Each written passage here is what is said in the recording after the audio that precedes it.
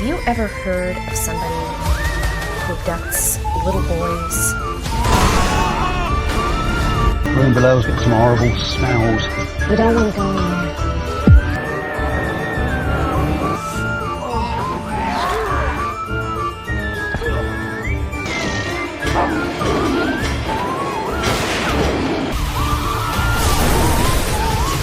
What are you doing?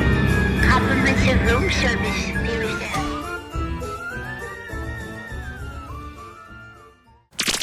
Hello and welcome to another Dollar Store Drive-In. I'm your host, Laura. I'm Joel. And we're the Newly Deads.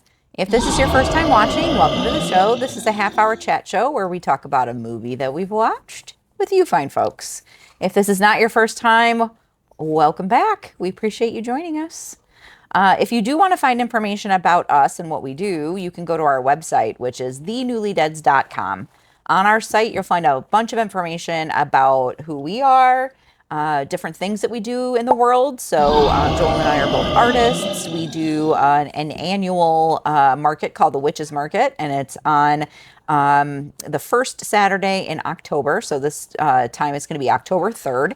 It's put on by Wolf Hollow Events, and it is located in Belvidere, Illinois at the Boone County Fairgrounds. So if you are in the area, if you're in northern Illinois, southern Wisconsin, even Iowa or Indiana, it's not that far of a drive, Chicago, come on down. There's 175 vendors.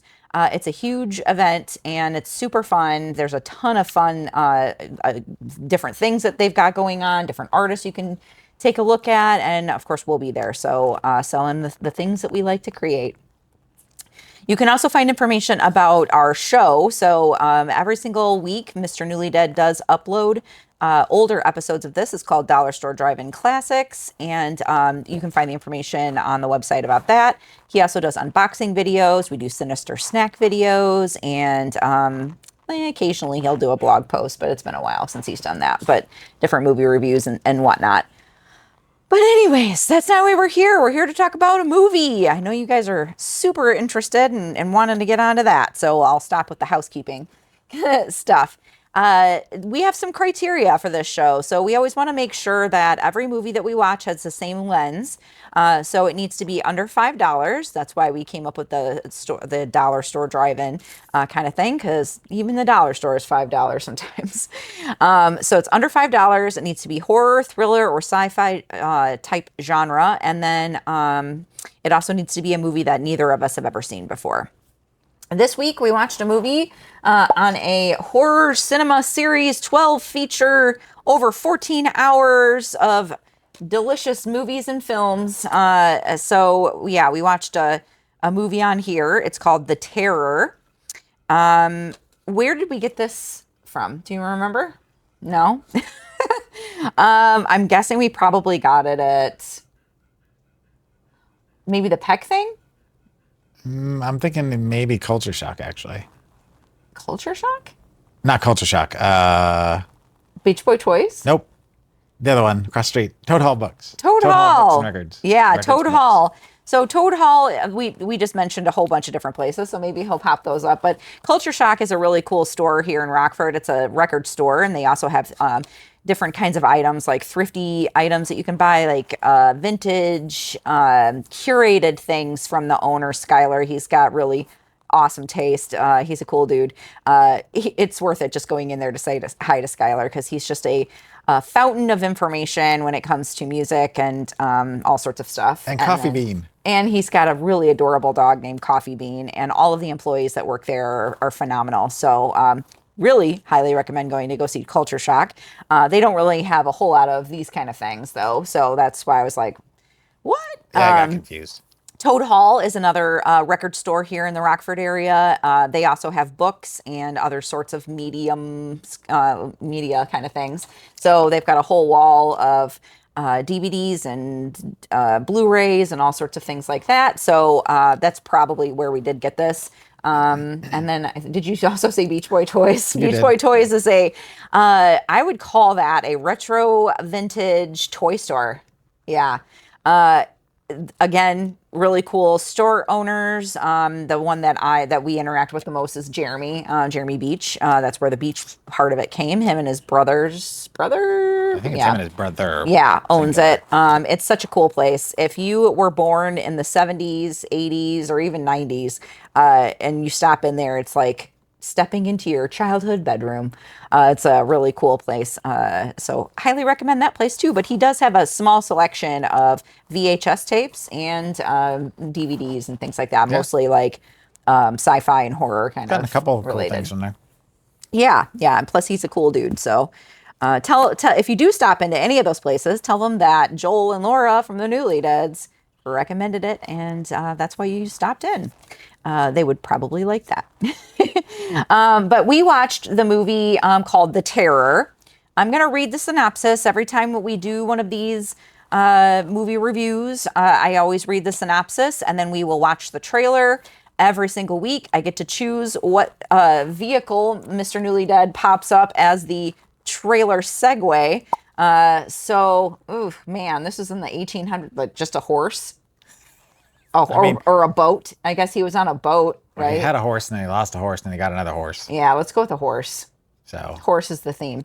It was set in the late 1800s? in France, yeah. Or was it the early 1800s? Early 1800s. I just said 1800. I don't know when. Yeah. But it was like after the French Revolution or something like that. I felt like, because he was talking about escaping.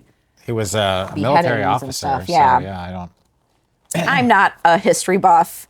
I know about this much, enough to sound somewhat intelligent, but mostly stupid when it Same. comes to history and stuff like that. I know the names of things. French Revolution sounds great, but I couldn't tell you the years and stuff like that. So don't come at me. if you know what it is, you can email us at contact@thenewlydeads.com and be like, hey man, it was this time to this time. And we'll say thank you very much and maybe even shout you out. But I'm going to read the synopsis. We're going to see a little horsey come through that will segue into the trailer. And then we're going to come back and we're going to talk about the movie. So The Terror, very short synopsis because this is a long list of different movies on here. So I'm going to read it nice and slow. Lieutenant Duvalier is smitten with a mysterious woman he meets, but becomes suspicious of her creepy demeanor as she drives him to the brink of madness. Yeah, there's some really great actors in this, so I'm excited for Mr. Newly Dead to kind of go through the history of it and talk a little bit more about that.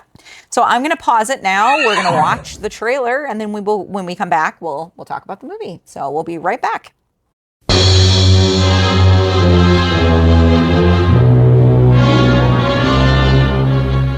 Come in. I surprised her in her room. She was not alone. With my own hands, I killed her. Starring Boris Karloff. Take this gun. Escort this gentleman from the castle. If he resists, kill him. The Terror. His evil mystic powers go beyond man's wildest imaginings.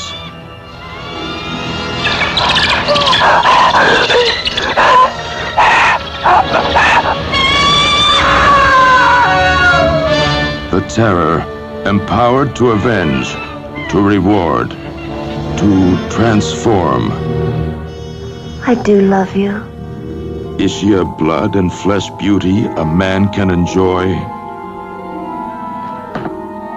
I am possessed of the dead. Or is she a gossamer myth, created by a madman's distorted desires?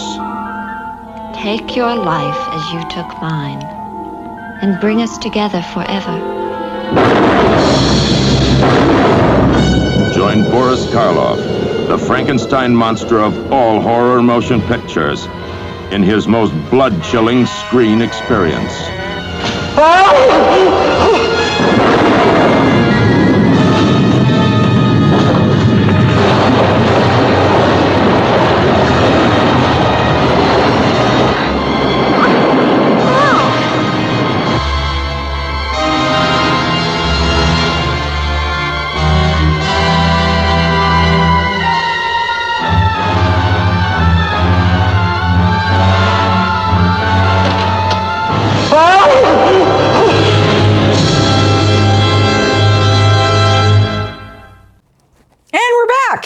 And Mr. Newly Dead has a piece of paper in his hands, which means that he's got notes. Whenever we watch a film, I will take notes digitally, and then at the end of the year, Mr. Newly Dead will collect them all, put them into a flip book. You can check out the last 3 years, 23, 24, and 25, on the site currently. 26 will be available at the end of the year, sometime after the first of the year. And Mrs. Newly Dead also is committed to taking notes. She is in her second year at 100%, both years, taking notes. She does them all digitally. You probably won't see them, but I get to see them, and you get to hear about them on the episodes. Yes. So during the course of this, we'll also do little drawings and things. And so I'm going to show her what I drew here. I just drew one thing. A skull with a missing eye socket and some gnarly teeth. Just a weird skull neck. Yeah. I didn't draw anything, but I wrote stuff, and I wrote, Helene, really big, and some weird AKA. bubbly letters. Yeah. Isla? No, what was her name? Ilsa. Ilsa. ILSA, not like Elsa. I just switched the letters. Ilsa, Ilsa, yeah. not Isla. Yeah. Because Isla is ISLA. Right. Yeah. Because I always get it confused with Fisher. Isla Fisher. Isla Fisher, yeah. Yeah, she's not. I always Ilsa. say Isla. I don't know why. I just can't It's get Isla. it, but it's Isla, yeah. Okay. So The Terror is from 1963, currently sitting at 5.1 out of 10 on the Internet Movie Database. This is directed by a lot of folks, but we're going to stick to the short list here. So initially, this was directed by Roger Corman. He spent 2 weeks directing the primary, footage. And then Francis Ford Coppola spent the next, I think it was like 9 weeks or something, shooting the B-roll footage, as well as 4 other directors. So this was handed off to several people. But Roger Corman, you may know from Frankenstein Unbound, his version of Edgar Allan Poe's The Raven, Bloody Mama, and X, Man with the X-Ray Eyes with Ray Millard. Then, just because we have to talk about Francis Ford Coppola, because how often do you get to do that on this show? Not very often. Nope. You may recognize him from, I don't know, the Godfather trilogy. Dracula. It wasn't a huge thing. I do have, Didn't he it do was the last Dracula? one. Yeah, Francis Ford Coppola's Dracula I have is my second to last one, actually. He did a little war movie called Apocalypse Now. Had some sort of documentary called In the Hearts of Darkness that was about the movie that's just as long or longer than the film itself. One from the Heart, the Tom Waits musical, which I have actually never seen. I have the soundtrack, but I have not seen the movie. Weird. And he did the very unfortunate Jack with Robin Williams, which was all about progeria, but kind of got it drastically wrong. Yeah. All little indie films that no one's ever heard of, and no one knows who Francis Ford Coppola is. Yep. The 4 other directors, like I said, I won't mention. One of them does get mentioned in the writers, because there was 3 writers on this that I have down. Roger Corman being one of them, of course, who did Highway Dragnet. He did the original Fast and the Furious, not to be confused with the current franchise, not related in any way, shape, or form. He did Dr. Heckle and Mr. Hype, which is a fun name. That is fun. And the original Little Shop of Horrors, which also stars one of the stars from this film. This was before it was a musical. That wasn't the musical. And it was a little thing at that point. Which I haven't seen, the original? non-musical. Yeah. Yeah. Put it on the list. I've seen it. I told her the story about when I saw it as a kid, probably younger than I should have. Yeah. This is also written by Leo Gordon, who did The Crybaby Killer, which we actually talked about briefly recently. I don't remember why it came up. I think Yeah. we were talking about I do remember talking about it. somebody in the movie or something, but yeah. The Wasp Woman, which is a very classic B movie. No pun intended there. Attack of the Giant Leeches, which we saw. And Hot Car Girl, which I thought was just a fun title for a movie. Then finally, I'm going to mention Jack Hill, because Jack Hill is the GOAT, man. That guy, he did Spider Baby. He did Pit Stop. The Big Birdcage, which kind of was one of the bigger, or maybe, I don't know if it was the original or one of the first like women in cages movies. Coffee and Foxy Brown, both of the 2 of the more iconic blaxploitation films of the time. And Death Ship, not to be confused with Ghost Ship. Darn it. Yeah, sorry. But yeah, Jack Hill. I forgot to mention Switchblade Sisters, which is probably my favorite of the bunch other than Spider Baby. If you've never seen it, it's a good time. All right, so she mentioned the stars. So let's start in reverse order here. So we'll start with Sandra Knight, who played the titular lead, who was in Frankenstein's Daughter. Oh. We just watched that. Yep. Bloodbath, which sounds like something we would watch. The Haunting of Morella, which I don't know who Morella is. And Terror at Black Falls. Then we've got the incomparable Dick Miller, the character actor extraordinaire who did several leads actually with Roger Corman. He was in Gremlins, which is the one that I always mention whenever he pops on screen. I'm like, Laura, you remember him? He was in I Gremlins. do. Yep. And then we start singing the song, and it doesn't leave our heads for like a week. One of my favorites of his, A Bucket of Blood, that was on an episode of Joe Bob. It was the first time I think you saw it. Oh, yeah. Where he's the artist that Yes. uses sculptures with real people and things inside. Truck Turner, which is another blaxploitation classic with what's his name? The guy Isaac Hayes is in I the was lead. like, you're looking at me, and I don't know. I was gonna say the guy that did was on South Park, but then it came to me. The Howling, which we've seen. Chopping Mall, which is a classic.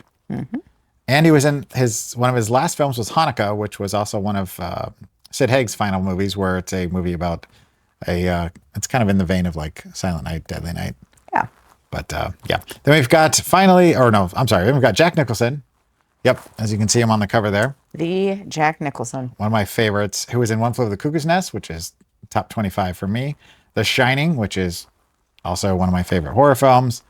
Batman, which, of course, this is a Tim Burton household. It is. Mars Attacks, which also... Tim Burton. We have 2 branches of government left, and that ain't bad.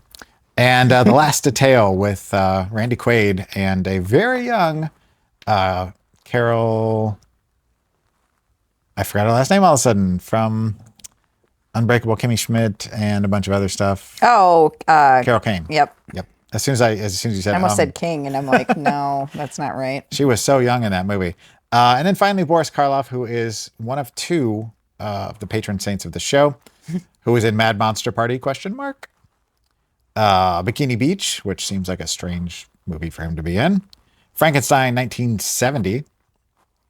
And I Love the Dead. I picked some of his lesser known because everybody knows the big stuff. So at this point, my lovely wife turns to me and she says, "What did you think?"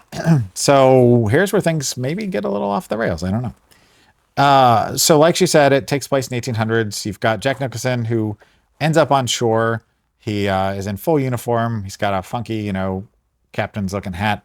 And he sees a woman on the beach. He tries to engage with her, kind of immediately falls in love with her for some unknown reason. She walks out. That's what happens back then. And I guess so.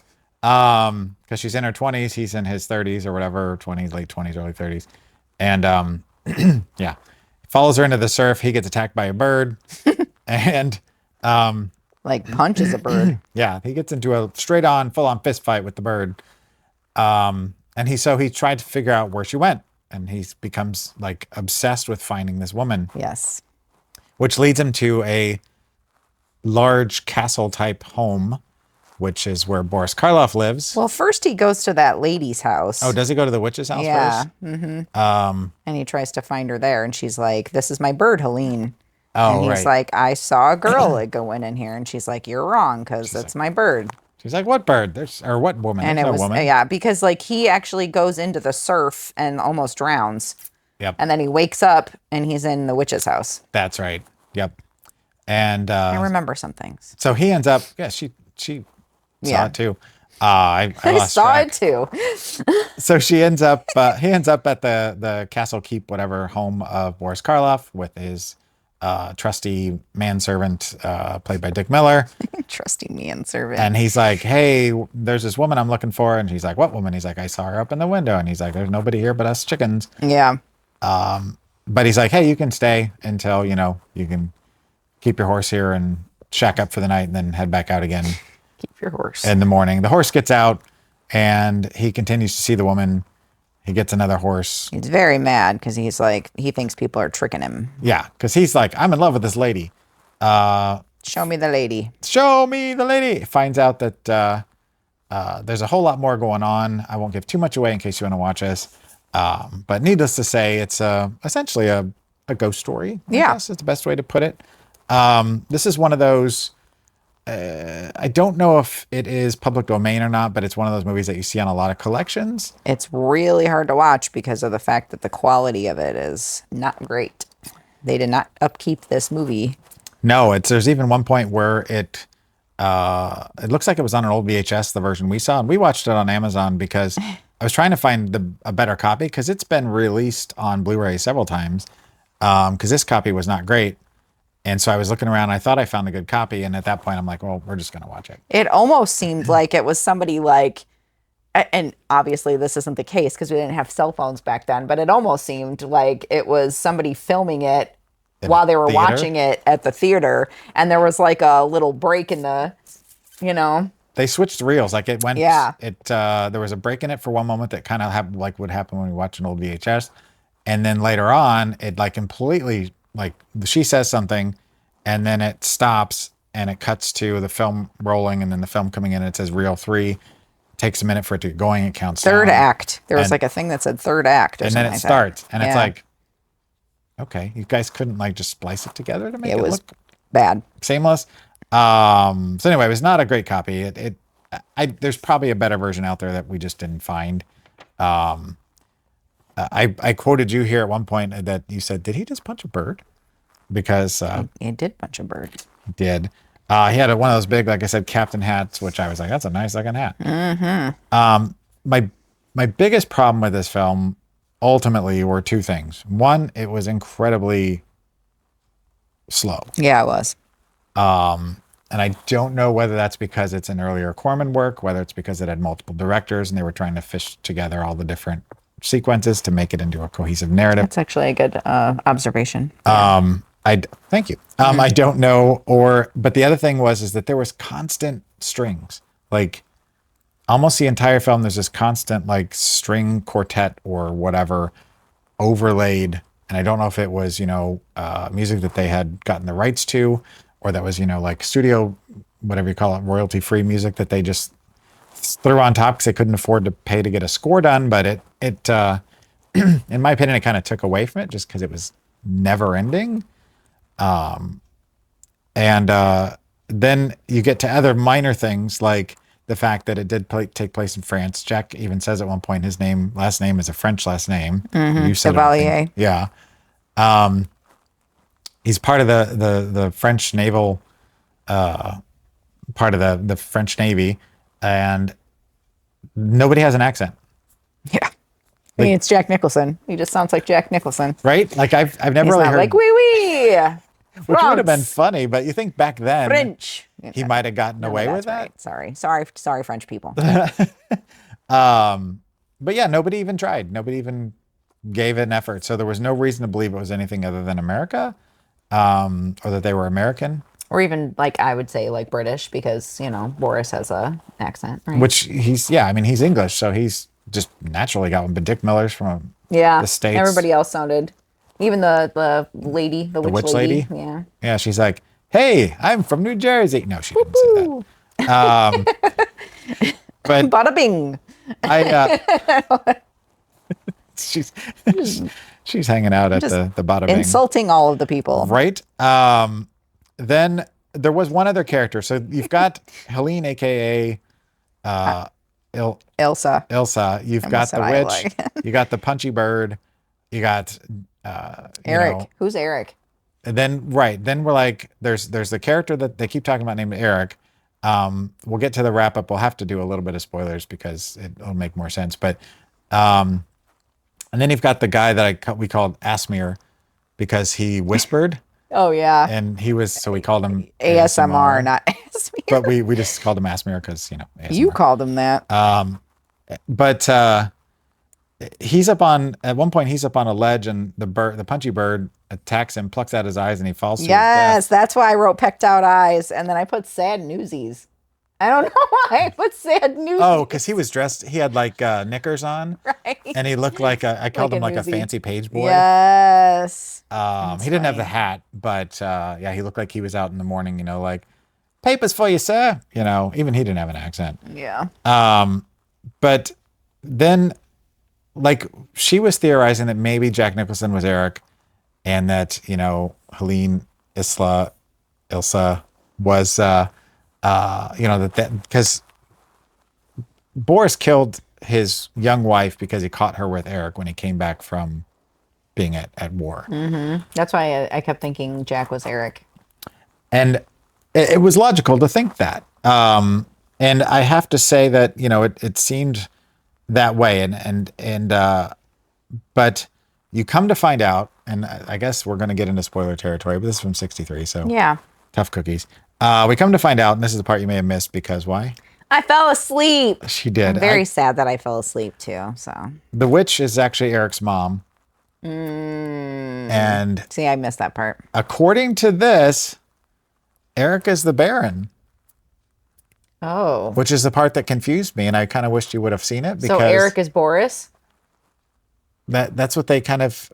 I don't remember if it's explicitly, but I wrote it down because I was like, wait, and I wrote twist. I'm like, Eric is the Baron. I'm like, that doesn't make sense because he's remorseful and wants to be with her forever because he feels bad that he killed her lover. So it kind of was like, Yeah, that's maybe weird. I missed something Huh. because Maybe that's the part that got cut out because, you know, like telling you, the quality of that movie was not great. because the whole thing is that Boris's plan is that once he gets to the point where he's dead, Dick Miller's supposed to flood, or Gustav is his name, is supposed to flood the crypt where her body is, and they're supposed to be under the water and together and love forever. That's exactly what he says. We'll be together and love forever.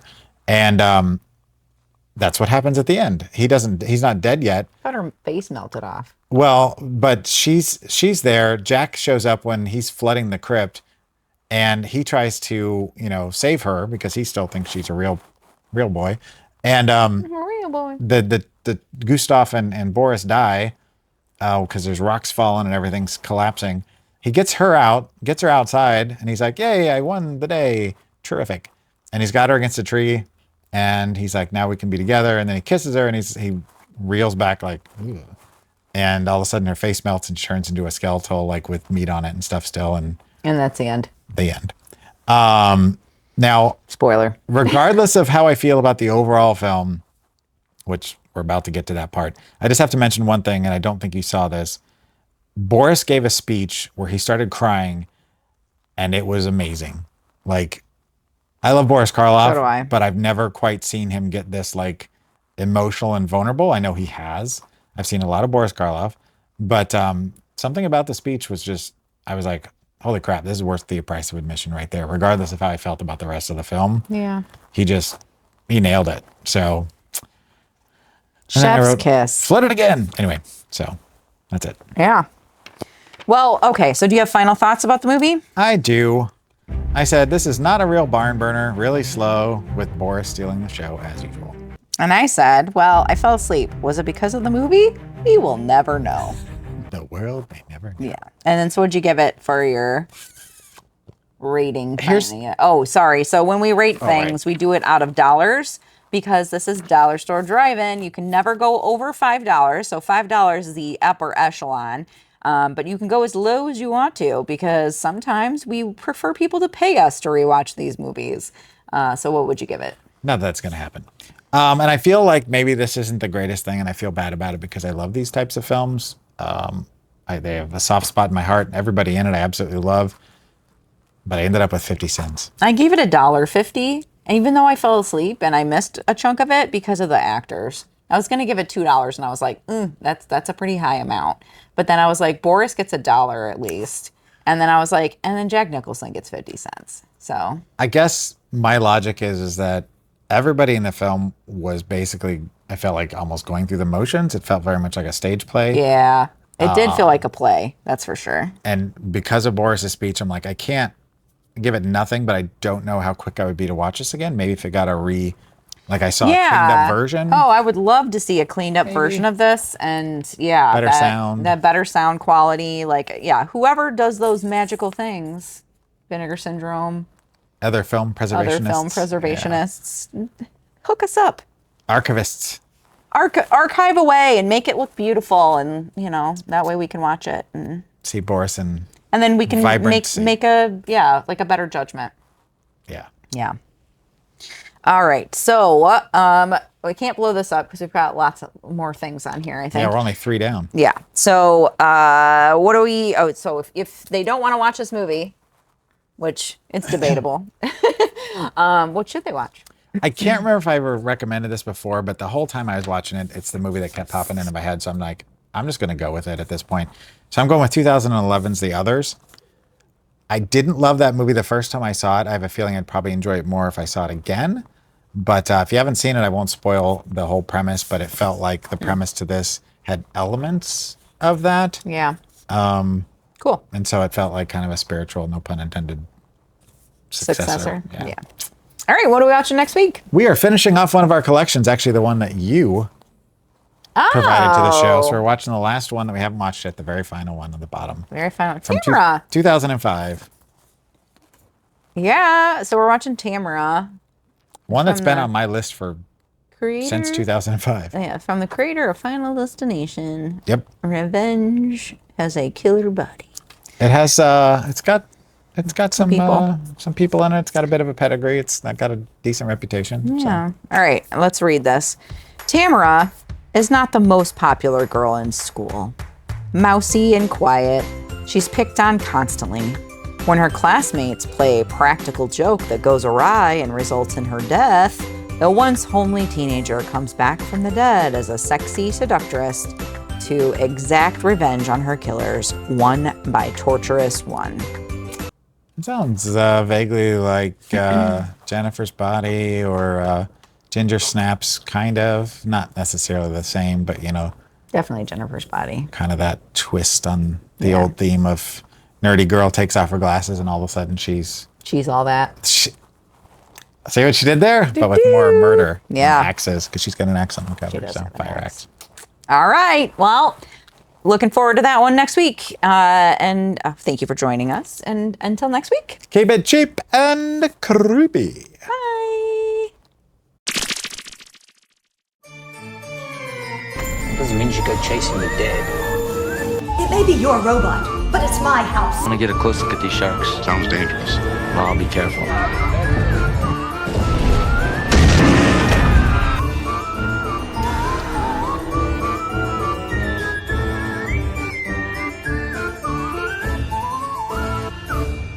Gremlins. You got to watch out for the foreigners because they plant gremlins in their machinery. That's the same gremlins brought down our planes in the big one. Big one. That's right. World War II. Good old WWII.